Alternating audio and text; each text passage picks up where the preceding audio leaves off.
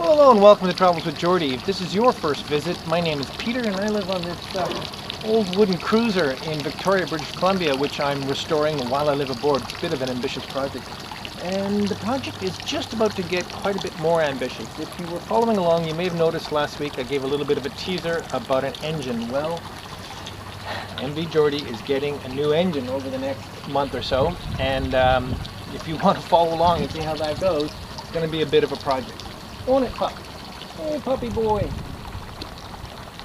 He loves the sun. Oh, and Griffin's aboard too. To make matters even a little more complicated, not only will I be changing the engine in my boat, I'll also be changing the engine in MV Zephyrus, my friend's boat here, which you've seen in previous episodes if you've been following along. What happened is we had an opportunity to buy a matched pair of Perkins 4-cylinder engines that were a perfect match for both these boats. Both of them have older Perkins 6-cylinder engines, and both of them run, but both of them are a bit sketchy, and they're way too big for these boats anyway. So, if you're interested, stay tuned and follow along as we replace both these engines here at the marina. Bit of a job. I'm off for fish and chips.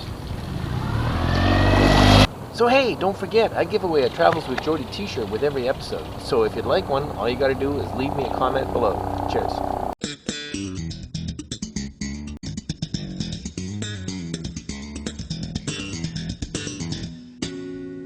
So I'm off to get a new engine. Yes, a new engine for the boat. Really excited about it.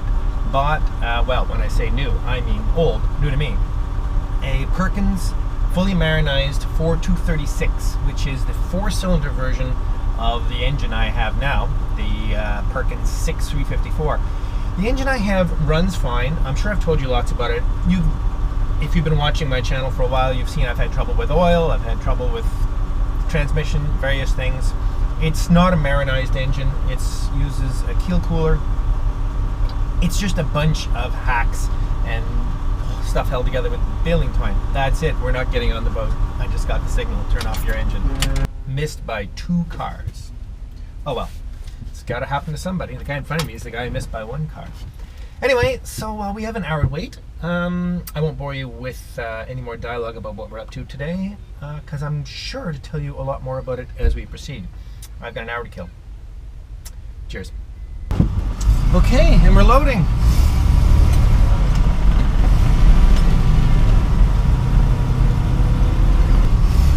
Okay, let's get on this boat and go get this motor.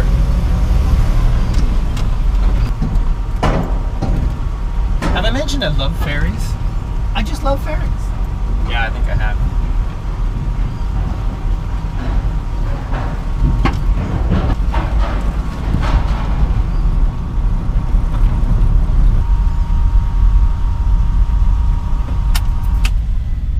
And we're in. All right. Let's go watch some prop wash. So, you know how cats just can't resist a ball of string or tinfoil or something like that? Well, yeah, I'm kind of like that with big boats and prop wash. I've talked to you about it before, but somehow I find that just completely captivating. It's gonna get better in a minute, but the thunder, the boat is rumbling a little bit already. The port spotlight here is shaking like a leaf. I just love it. Oh, so cool. One of the most amazing parts of the voyage between Victoria and Vancouver by ferry is traveling through Active Pass. It's a narrow gap between the Southern Gulf Islands, between Galiano and Maine, if I remember correctly. And here we are, just entering Active Pass proper. We make a really tight turn here, and you can just look out and see out into the Strait of Georgia, and that's the mainland opposite through there. So we're going to make a hard left turn here. I doubt you can hear me.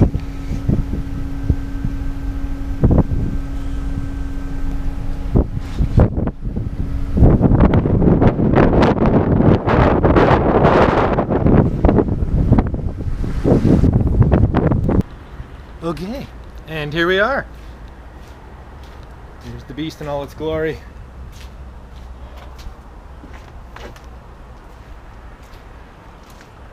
It's funny, even though it's a 4-cylinder, it's not tiny. Okay, let's build a little cradle for it.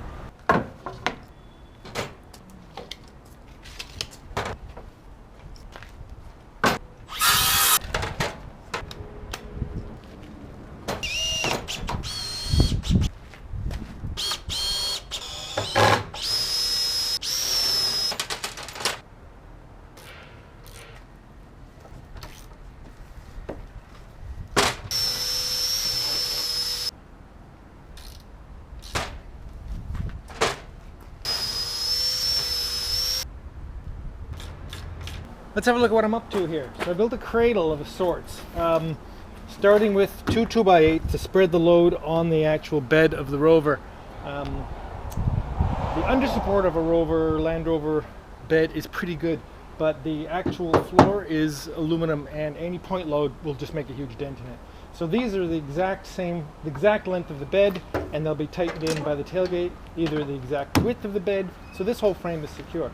Then I built a sled for the engine, which is basically just like having engine beds. They'll sit to the exact same width as the transmission mounts and the engine mounts. So we'll be taking it off that metal frame and dropping it on to this and then sliding that in.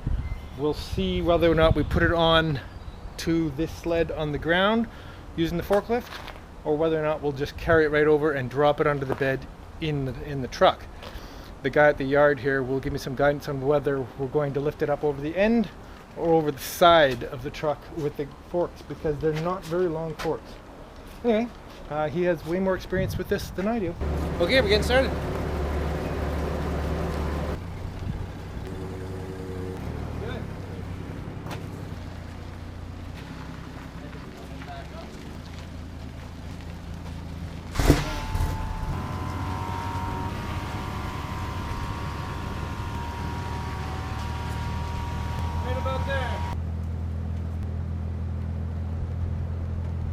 That's it.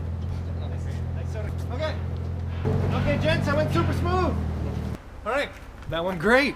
Back in Victoria, had a fantastic visit to Vancouver. Really good time with some great people. Time to get this thing back out of here. So we're gonna go over to a friend's garage where I've set up a wooden gantry, a big A-frame that'll take it out, and some more wood. I got lots of wood to build a dolly and some big casters. Anyway, I'm gonna take you along and you'll see how we get this beast out of here and into temporary storage before I can put it in the boat. Stay tuned. Okay, well here we are, finally ready to unload. Got the gantry built and in place, a couple of come-alongs, bit of a bridle of rope onto the engine. The idea is lift the engine straight up into the air, pull the truck out, lay it down. Lay it down onto a dolly I made with casters. I have to give you a little update on that in a bit because it didn't go well. Mainly we just got to get it so that we can get it in this garage, and I'll show you how that's going to work. We're going to put it on the ground here and swing it along here and skid it right into this garage by just shoving it with the truck because the dolly thing didn't happen. Okay, let's get to it.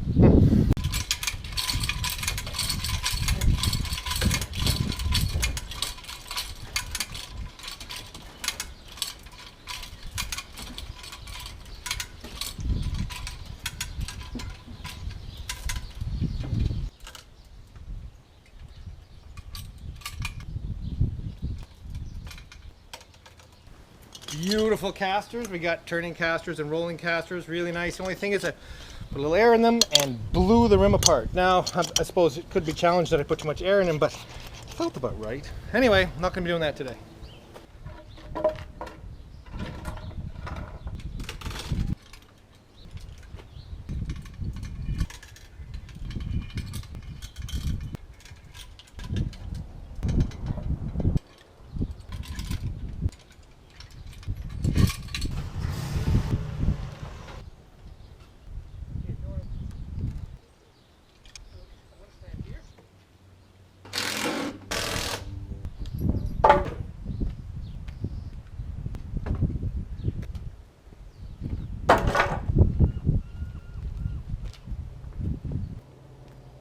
Okay, now it's going to get interesting. Yeah.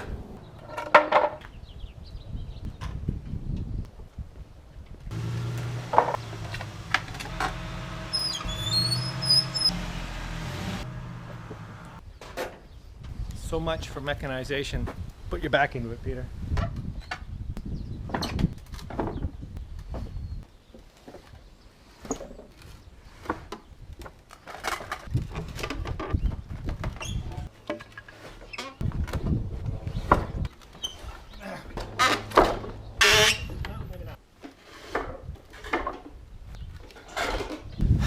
Thanks for sticking with us. Well, this is it. Time to pull the old engine out. Got the carpet up, got the furniture out, back up on the roof, got the floor up. There's a bilge pump running. There's my Perkins 6-cylinder, 354, which actually runs relatively well, but it has a handful of problems. One of the main things, it's not a marinized engine. It has oil pan trouble. I'll elaborate on later. Some of you may know I've already replaced the oil pan. There's just a handful of problems that I just don't want to deal with, and it's too big. Transmission is also very sketchy. So it's coming out, and as you know, the nice little sweet little Perkins 4 236 is going in. I spent the afternoon, that's why I'm all grubby, stripping it down to the absolute minimum without dismantling the block. In other words, doing things like heads and oil pans and stuff are difficult. So transmission, flywheel, bell housing off, mounts, header tank, manifolds, really got it quite a bit stripped down. It'll be a lot lighter. I don't know what it weighs. I'm going to try and figure out how to weigh it, I hope. But after all, it's got to come in that window in the next week or so. In the meantime, this one's got to get out of here. Now, this one's going to go out in pieces because it weighs quite a bit. So I'm going to dismantle it in place. Well, I'm going to lift it up tomorrow, build like a little bench that I can sit it on, and disassemble it in place, take each piece, manual out the window. The heaviest piece, of course, will be the block. If it's overwhelming, I'm going to maybe try and smash it. We'll see. I don't know. I've smashed up other cast iron things before it went really well. It may not be so easy to break apart a Perkins block. They're pretty stout. Anyway, okay, so I just wanted to show you just a quick view of what it's like when I pulled the floor up. Basically, I've just used my drill pump there to empty the oil out of it. And I'm going to start taking all the hoses and wires and fittings and exhaust and alternator and everything off of it tonight while I still have a little bit of energy. And put the floor back in, have a nice dinner, and then tomorrow build a gantry for the 3rd time and haul this puppy out of here. I'll be letting you know how that goes, you can be sure. Cheers, good night. So today is the day. This Perkins is coming out. I might have mentioned previously, or you might see it later. I'm not quite sure how I'm going to do the timeline, but last night I pulled all the ancillaries off, all the hoses and the coolant lines and the electrical and the cables. So the engine is ready to come out. Now I just have to build the gantry in here, and I have all my wood. I'm just back from the lumberyard and geared up to do that. This is the 3rd time I'll have built a gantry in here to haul this engine, and I doubt it'll be the last time because, well, it's just the nature of it. I'll explain more about that. Anyway, fun. Basically, start with some structure on the ceiling. I don't want to damage my new overheads, so I'm going to put some spacer blocks in here before I screw up through into the deck beams. Anyway, I'll take some video as we go. It would be obviously too boring to watch the whole thing, but you can check in now and then. Cheers!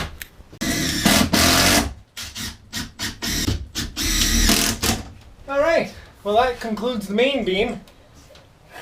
That'll lift the Perkins 6-cylinder out of the build, won't it? No, now we got to build a structure for it. This, I just added these so it basically it's locked it in with the roof. Of course, there's no load at all on the cabin top. That's just basically to keep it from shifting and that. Okay, got to get some uprights in.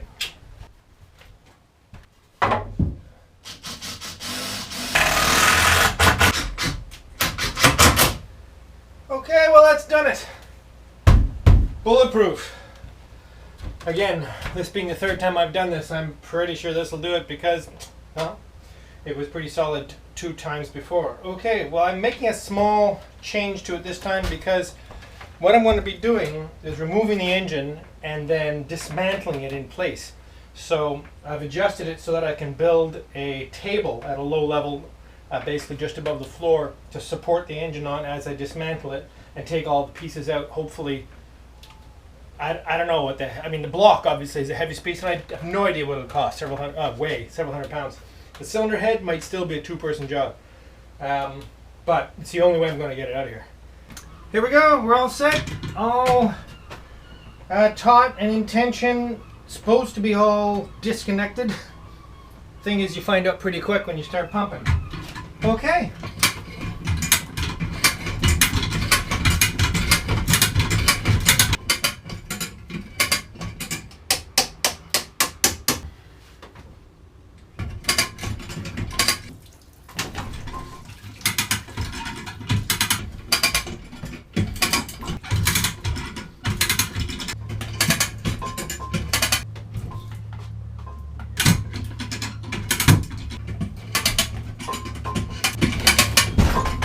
There we go. I'm going to let it sit there for a little bit, and then I'm going to assemble building a little table I'm going to put underneath it to be able to set it back down on and start taking it apart.